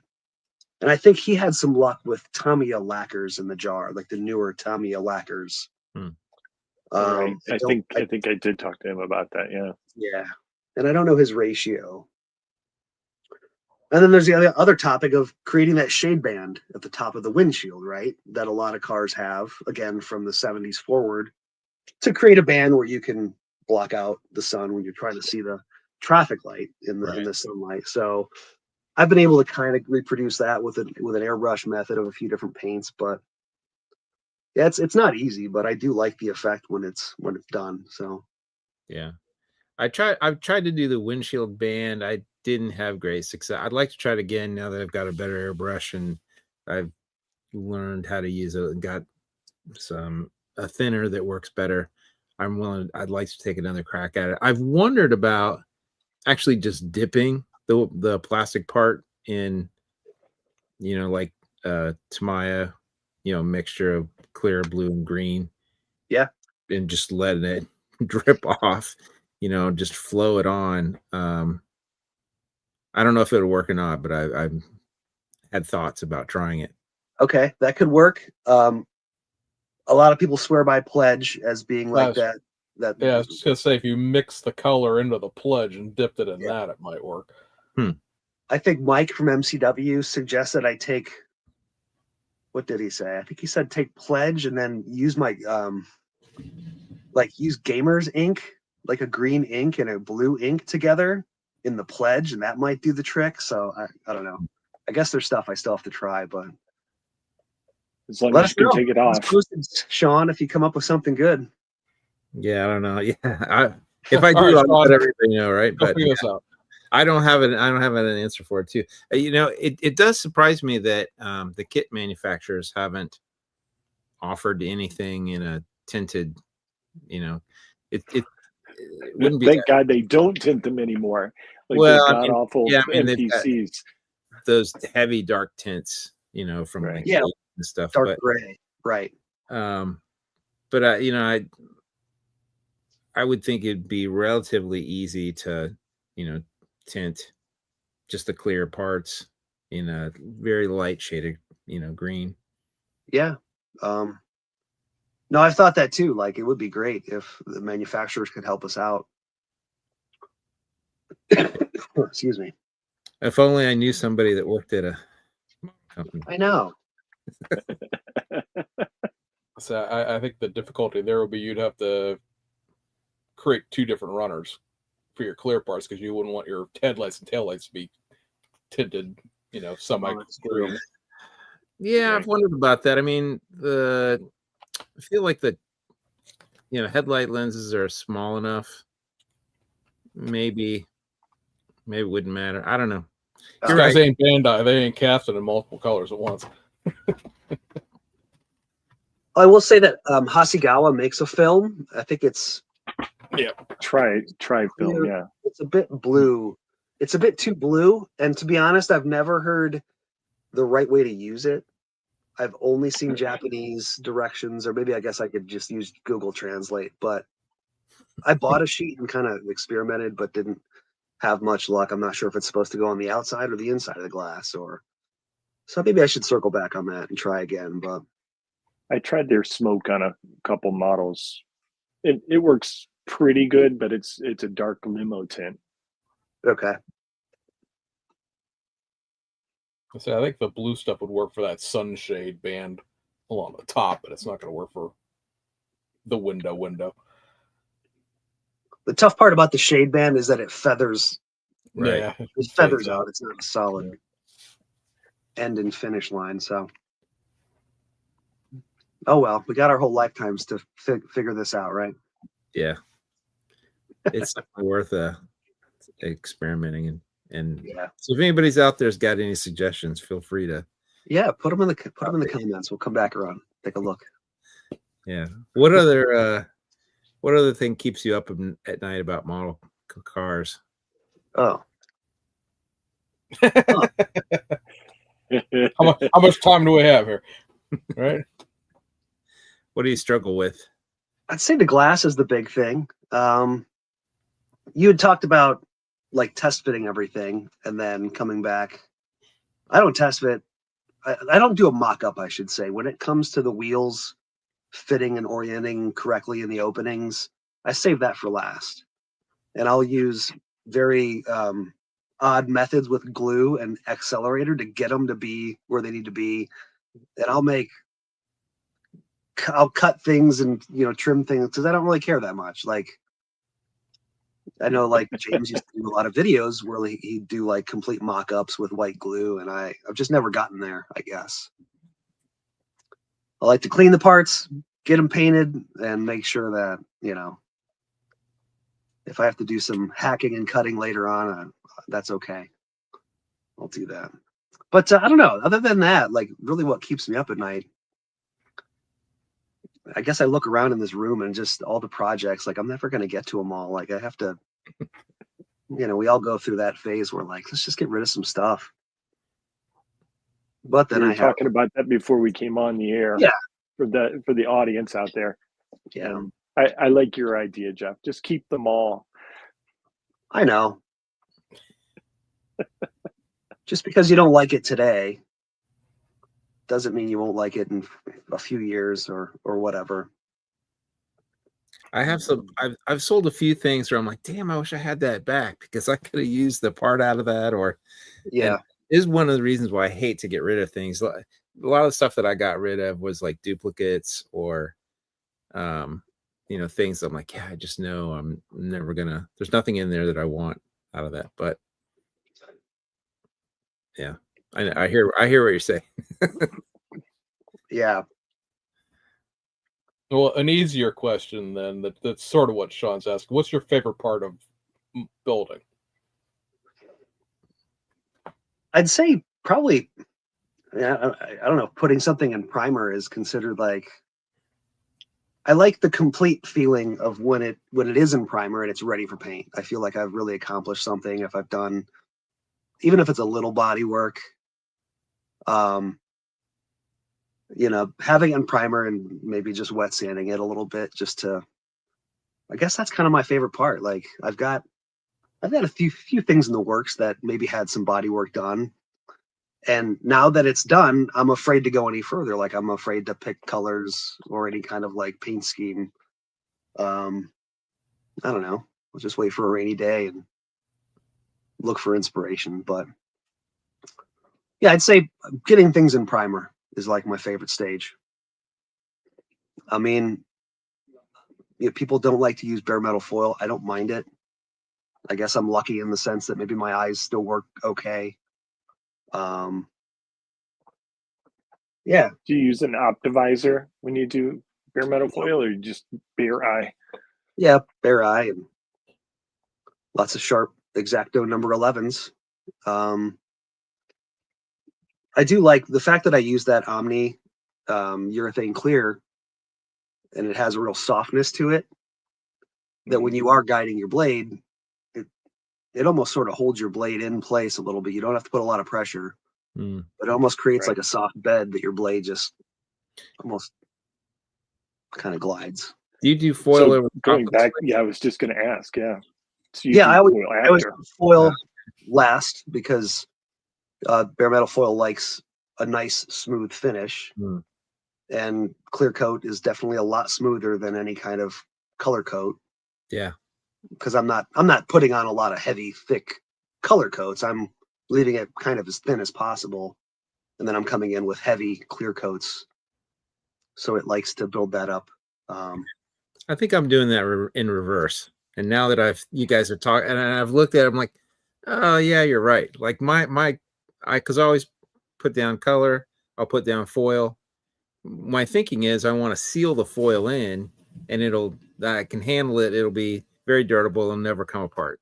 But what I've noticed is, the foil picks up all the texture of the orange peel and everything, where the clear coat's going to be very smooth. And I never really thought much about it, but now that I've seen other people's stuff, I'm like, oh, yeah, wow, their foil is so much nicer than. And I definitely want to try that. Is it Hasegawa that makes a chrome with kind of a sheet that sort of rivals bare metal foil, but is different? It's shinier. It's almost like show chrome.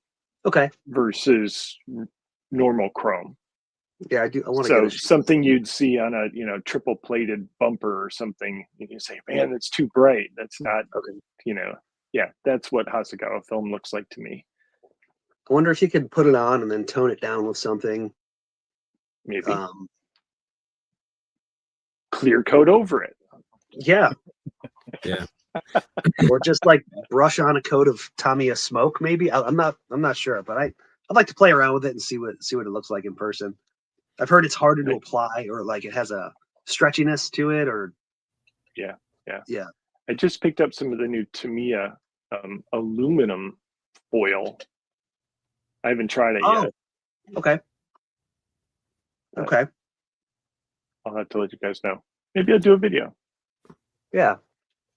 Yeah, Rob Smory had built a model and showed me, and I was like, first when I saw it, I was like, did you get the whole body chrome plated and then mask off the chrome? Because it was so smooth and perfect.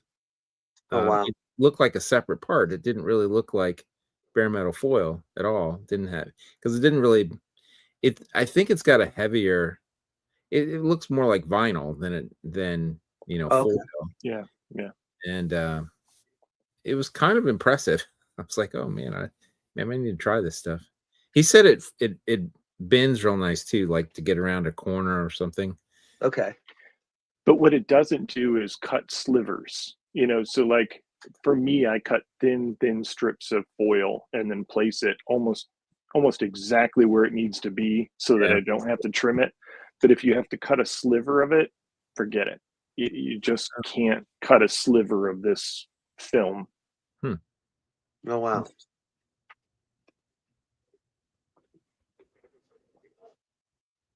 I did buy a pack of photo etched like razor saws, like really fine tooth little saws for, I don't know, it's like a piece of photo etch and it has a little fold over piece that creates a bit of a handle. And I saw them at a hobby shop and I figured I'd buy them. So I haven't found a use for them yet, but I've You'll cut seen open a door or something. People using them, so gotta have them. I've seen people cut panel lines with them. Okay. Because it's a longer, so you can sort of get, instead of like the back of an X-Acto or something, to cut a new line with, to almost lay it flat like a saw and just kind of drag it, and that way you got a straight line. Huh. Well, does anybody here like to open panels? No. Me neither. I'm the opposite. I like to glue them shut sometimes. Yeah, exactly. It creates one less obstacle for me, but that's funny. There's so few, if any, examples of a model kit with that gimmick of functional doors. Yeah. If the doors function correctly, or if they do, they function twice, and then you snap the plastic hinge off. But that, when I go to shows, like I just left the Gem City, I don't know, and there were a few builds there with open doors, and I'm like, man, what am I like? I need to step my game up, right? Like, Steve Perry had that El Camino, that 80s El Camino. That was really nice. Who else? Somebody else had one. Oh, Bob Jernigan, of course. He's kind of working on a different level. But just looking at the door sills, I'm like, shit, maybe I need to try it once or twice. I've done a trunk. I've opened a trunk and made kind of a, I don't know, maybe someday. Yeah, I remember seeing that El Camino. That was super cool. Yeah. It was kind of like a relatively like a mundane, kind of 80s vehicle, not a flashy color scheme at all. It was just sort of black and maroon. But man, that thing was super. It had the fold down tailgate. I mean, yeah, it was really, really well built and really highly detailed. Yeah, it was. It was good. I appreciate when somebody goes to an extreme level on something that's on a subject matter that you would otherwise just sort of pass by. True. Yeah. Speaking of a subject matter that somebody would pass by, we talked about this because it has a plaque behind it, but it was the only picture I could find of it. Yeah. It's the I've seen a bunch of people build the GTI version that Revell did. This is the Revell kit, right? Yeah, correct. Yeah, so, but I have a cabriolet because, of course, I want everything. But like, this might be one of the first cabriolets I've seen done. And okay. And again, it's one of your models where you've added a little bit of subtlety to it because those flares aren't in the kit. This obviously where's my mouse at? This little headlight eyebrow. Yeah, the eyebrow. That's obviously not in the kit either. So. And I'll point out that the body kit, which I think would be called the Cabriolet Clipper in some markets, that again came from White Chocolate, the guy in Spain. Right. And I don't know his first name. But just the fact that he made this trans kit, I ordered a couple of them. Again, they're 3D printed body cladding parts, larger bumpers.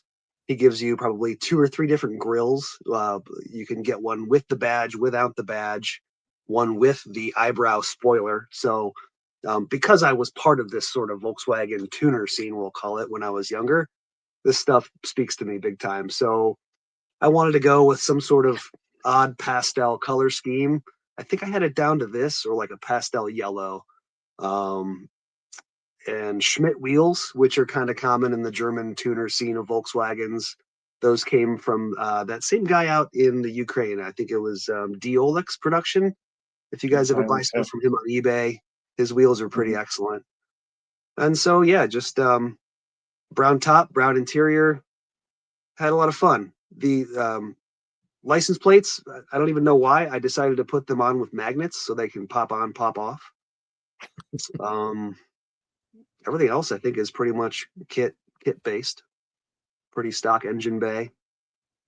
But yeah, I was tickled when the guys at Buckeye Scale Auto Club announced me as a top 10 winner at that show, because there were a lot of quality builds there. So thank you guys very much for everybody who voted. Yeah, well deserved and really interesting. I mean, it's the only one I've ever seen built to that kit. And then that color combo, like I wouldn't have thought those colors would go together, but I was like, oh, that's really cool. I mean, it's just, Just looks right. Yeah. choice, interesting car. And also, everybody probably has a sheet of gold metal foil, bare metal foil gold, sitting around the back of their shelf. I dusted it off and I used it on that that side trim because I just thought it looked different and kind of fit the scheme too. So yeah. Yeah, unusual. What did you take pictures of, James? Well, I think the other thing I was going to say is because we are sort of talking about model shows, and one of the great traditions of model shows is what? Bringing something to a model show that's still gassing out. And so from what I read from the profile about this Bronco was the fact that you finished it in the hotel the night before at an East. So tell us a little bit about this Land Rover inspired Bronco that you did for the theme. Right. 2 years ago. Yeah, 2 years ago, NNL East had one of their themes, I believe, was that new Bronco kit. I had seen pictures online of people that take Land Rover Discovery 2-doors and put like a camper top on top and kind of create this overland, escape vehicle, so to speak. So I took the Land Rover 109, which is the Revell kit that had come out a few years back, and I borrowed the wheels from it. I actually replaced that Land Rover has a very unique opening on the side for its fuel filler. So I actually replaced that on the Bronco. And then obviously I set the wheels out to a specific width and height. And then I had to use the very iconic giant mud flaps that kind of go with that Land Rover. I scratch built the top, all with styrene sheet and like little styrene I-beam. And the sort of bay windows I created, that's just, again, the window shapes are cut out on my silhouette plotter. And then I just took clear acetate and painted it black from the inside to look like it's a window opening with privacy glass. And oddly enough, you showed the Volkswagen prior to this. I wanted to create a grille that looked mad or angry, and I used kind of an eyebrow look, just like I did in that Volkswagen Cabriolet, just because I thought it looked more European, so to speak. Yeah, took some excess Bronco stickers, put them at the bottoms of the mud flaps. Used two different. Delicate.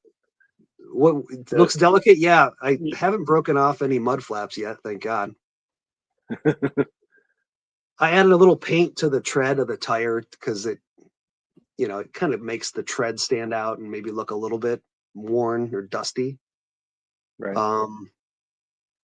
I was going to say something about the Tamiya colors. There were 2 different shades of green. I did that on purpose. Just I think it sort of matched a picture I saw online of an actual Range Rover. Just kind of subtly different shades of green. So. But yeah, I worked hard to get this done the night before, or maybe the morning of the show. Something had fallen off, or maybe I was putting mirrors on. But I think you were putting mirrors on. Yeah, that morning. And you know how like when you post pictures of your stuff and some just don't get the likes. This would fall into that bucket. Like, it doesn't seem to be like real popular amongst my builds, and I'm fine with that. But I had a blast with it. So. Yeah, it's subtle. I think people just don't appreciate the work that went into this. That could be. Yeah. But one of the things I really like about you as a modeler, you'll pick a theme and then really carry that theme, to a well-developed solution. Like your vans, very kind of everything's air correct. Your Volkswagens, very correct to that theme or that genre. That Land Rover theme, you'd really carried out a lot of the details, and Is that something you are consciously thinking about, like when you're choosing your subject matter and your details? Yeah, I think so. I think um, if people say something about my model, like, "Oh my God, like I thought that was a real car," that's like the most ridiculous of compliments. That is something I strive for. I like authenticity and realism. But yeah, I'm just trying to, you know, we have smartphones in our pockets. We're constantly scrolling. We have access to so much stuff. So yeah, the different pages that I follow, the Volkswagen pages, the Vanner pages, the whatever British car history buffs that I follow, you fall into all these buckets and you pick up so much that I just want to build something that captures some of those authenticities and something I can be proud of. So Very cool. I appreciate the And compliment. you like to overcomplicate everything. I mean, I'd probably get a lot more done faster if I didn't, but it's the journey. It's not the isn't that what they say? Yeah. Yeah. Do you say do you find it when go ahead? I was gonna say this is one of those overly complicated things because you swap what hand drive this is. Yeah. I don't typically build stuff for people or like what they say commission builds, but a nice neighbor guy said, my father-in-law had this MG and we've got a few pictures. I'd love to recreate it. Okay. Since the kit was pretty readily available, it's a Aoshima MG. I forget the exact year, maybe a 73. But it was the kit only comes as right-hand drive, so I had to swap the dashboard over. The color is dead on. The interior color is very unique, but this is the way the guy had it set up. It's got blue seats and the rest black. So black top, black door panels and dash. The dashboard I kind of cobbled together. If you guys have seen, there's a guy on eBay who sells he sells a lot of dashboard decals. I know who you're For talking like about. $350 a sheet. And rather than just buying specific ones for the cars I want, I just buy sheets that kind of they could look like something else. So like, honestly, the two vents that you see in the center of that dash, those maybe came from like maybe that was an 86 Monte Carlo or something, but I was just able to like pluck some stuff from some of those sheets that looked close enough. And this guy was over the moon when I handed them the model. So yeah, I built it, and I think I maybe took it to a model club meeting, and that was it. It was gone. So I had fun building it. I'm noticing. Did you paint the tread to look like had been on a dirt road? Yeah, I just did I guess what you'd call like a dry brush method, where you just pick a gray color and just kind of drag it over the outer recess or the outer parts of the tire. That way the tread looks darker and stands out a bit more. Genius. Well, I'm sure the military guys would say I'm doing that wrong, but you gotta start somewhere. Yeah, well, they are not here, are they? All right, they might be here. Do you do that on all your cars? Because I mean, I noticed it on the MG. I didn't notice it on the other things that you've done, but maybe I missed it. No, honestly, maybe most other builds, I might just take a file to the tire and just file down a little bit. But with the two you just looked at, the MG and that Bronco, I think maybe the only two. I think maybe one of the modern Ferraris I did from Alpha Models. And again, it's just kind of drawing out the tread pattern just by lighting, just making it lighter. Right. On the worn areas. Yeah, it definitely looked it looked very realistic in that photo of the MG, and it started to tell a story. Like I could actually see that car maybe driving down the English countryside down a light dirt road. Potential, if that's what was in your head, or am I just reading into? No, I appreciate that. I don't even know if that was necessarily my goal, but I'm glad I've got the pictures to remember it by.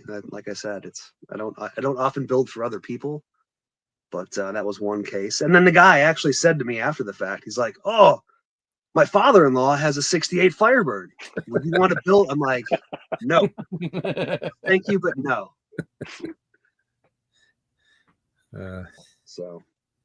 So do you enjoy the journey more than the finished product? I mean, maybe. Yeah. Once they're in the case, for me, once they're in the case, they're done. I forget all about them, and I'm on to the next journey, per se. It's almost like I don't know. I just wondered if you were that way too, or do you pull them out and look at them and admire them later on? No, I mean, if I pull them out, it's to go to a contest or a show or something. But Okay. I keep this production sheet, right? Because if I do come across something I can't, mentally get past, I'm okay with putting something away for months at a time and working on something else. Sometimes the problem you have, it goes away, or you don't care as much. Like, how am I going to get XYZ done and to look this way? And then 2 months down the road, you might go in a total different direction. So like I'm totally okay with having a model 75% done. I've got a few like that I haven't touched in years, but I'll come back to them sometime. So I do like the journey, if that makes sense. Okay. I've got two I more. sometimes get the hurry up and finish it itis too. Yeah. And I always ruin them in the last 5 minutes or something, You're that guy. And I suspect there's not a whole lot to talk about here because these are alpha kits, so they're not going to necessarily be the things that were horribly modified, but they're still like really sharp models anyway. And you seem to have a fascination with the 812 platform. Yeah, I've done 2 of them, and they keep coming out with more variations now. There's a TDF, and now there's a F12 they're coming out with. I'm like, God, this is going to cost me an arm and a leg. But I do like the V12s for Ferrari in general. One keen viewer of Sean's Facebook page noticed on this build that I have orientated the wheels incorrectly. The wheels are directional, and if you look at the direction of the rear wheel and the front, they are going in opposite directions. So I have to swap either the rear wheels or the front to make them going in the same direction. But yeah, I love the body style. I love the tail lights on these cars. They're so like mean, business looking. I like the exhaust tips. Before the call, Sean and I were talking about license plates. I like picking plates. Just, I don't know. I guess it'd be kind of like that off the lot look. Somebody just bought it and plated it up, and it gives the car a bit of a story. Maybe, I don't know. I think this is Nevada, but yeah, atomic silver is the color I use for this. It comes from Splash Paints. The silver decal I thought was a subtle look, and I think that came from a different Ferrari. I think that came from, I forget which one. And these are windows that I used actual tint film on. Second time trying that. It works okay, but we'll see. Yeah. What's your method of attaching windows for these? Oh, so for a windshield, for example, I will take the windshield and I tape it to a very specific bottle. It's like body wash for babies that we've had in my house for like the past 10 years.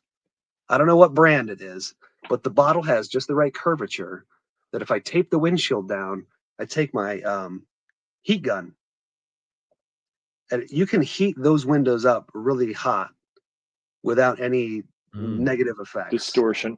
Because what I'm doing is I'm putting a little bit of bend into the windshield, basically, is what I'm trying to do. That way, when I go to tack it in place with Bob Smith Super Gold Plus, I'm not trying to do much to contort the windshield. I'll just sort of plop it in place. Yeah, and that's smart. The way I do that is I'll make 2 little tags out of masking tape that I can either hang on to with my fingers or use tweezers, and I just lower it in place once I put that Bob Smith glue on the pinch weld and hope for the best. Smoke a cigarette and say a prayer. It is a very stressing situation. And if you're familiar with these kits, a lot of them have a photo etch like metal frit that goes around the side windows. That is also extremely difficult to put on. Some people just leave it off, which you can get away with, but yeah, I also tend not to 812 calzone here. calzone. I've never built a red Ferrari. I don't know if that's just like, let's have some fun, you know, let's pick weird colors. Your Lamborghini too. I don't know if James has a picture of that one. With the pink. Yes. Thank you, James. No, yes. I do not. That's cool though. Thank you. Yeah, I've seen both these models in person. You know, the photos don't capture how crisply these have been painted and assembled. When they hold up really well to close inspection. Thanks, man. I appreciate that. Like it's a very impressive build quality. You know, I'm jealous of your craftsmanship, and the quality of your builds is very impressive. Thank you. Appreciate you guys, man. Inspiring. It's good having a good group of guys nearby, and we go to these shows together and get inspired and see each other's work on the table. It's my favorite part about this hobby is seeing what everybody else is doing and getting inspired. Say, Alpha's coming out with a few new things here. This one's going to be a kit that tickles Mr. Tester's fancy. It's the spider version. I have to have that of the Ferrari Roma, which is a horribly ungainly looking car, but still cool anyway. And then I suspect that Jeff will be wanting one of these because kind of.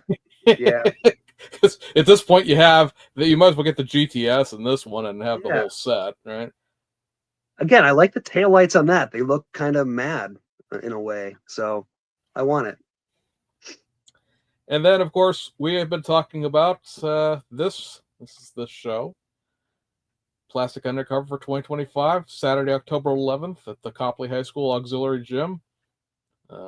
Copley is the west side of Akron. Correct. And you have the ability and the wherewithal to get out there.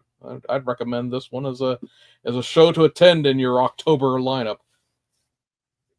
Actually, while we've been sitting here, I got a text message from Eric Ritz. He shared with me a photo of one of the trophies that he is almost done with, and it's just creative as hell. So I can't wait to show that off and to give it out to somebody who's. I think it's the best of trophy, actually. So. Okay. Awesome. It has a bit of an Akron theme to it, so I don't know if that's going to be a clue enough or not. But think of Akron and automotive history and how they kind of overlap, and you might come up with what the trophy deals with. So it's a gold-plated zipper.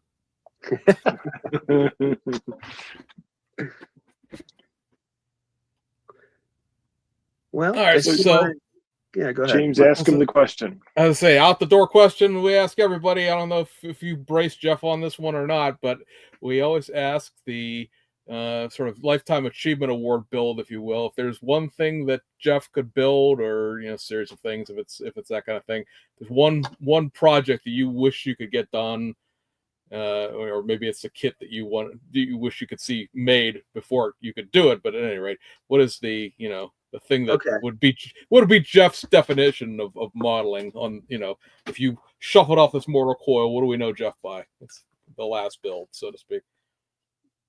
Well, I think we touched on it. Revell, make it happen. 92 Volkswagen Scirocco 16 valve. I'm going to make a little army of them in all the factory colors. I'm going to do customs. But yeah, I don't know. I mean, I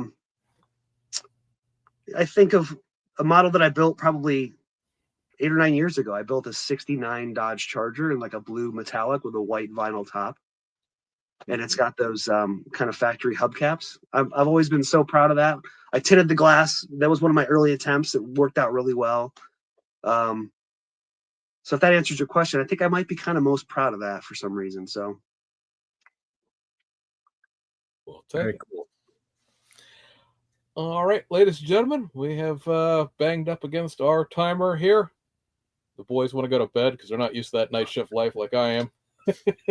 So we want to thank Jeff for coming on and, being our guest tonight, putting up with our questions and promoting his show.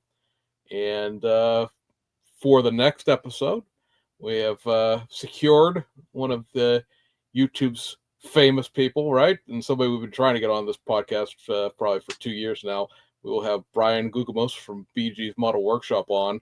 Nice. So looking forward to that interview finally getting accomplished. And to everyone who joined us tonight, we appreciate it. And we'll see you guys on the other side. Thanks for coming, Bob. Thanks, guys. Take care. See ya.